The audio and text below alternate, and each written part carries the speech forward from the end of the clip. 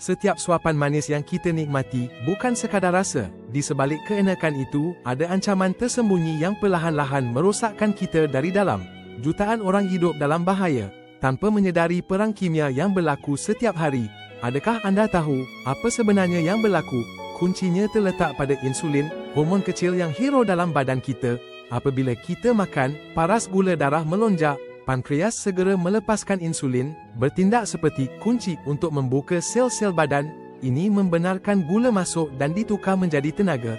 Tapi, apa jadi jika kunci ini rosak atau tiada? Gula akan kekal terapung dalam darah, menjadi racun senyap. Apabila sistem ini gagal, maka bermulalah kencing manis. Sel-sel badan tidak dapat menerima gula, dan paras gula darah kekal tinggi. Ini bukan sekadar gula tinggi, ia adalah kerosakan beransur-ansur kepada saraf, buah pinggang, mata dan jantung. Memahami proses ini adalah langkah pertama untuk melindungi diri dan orang tersayang.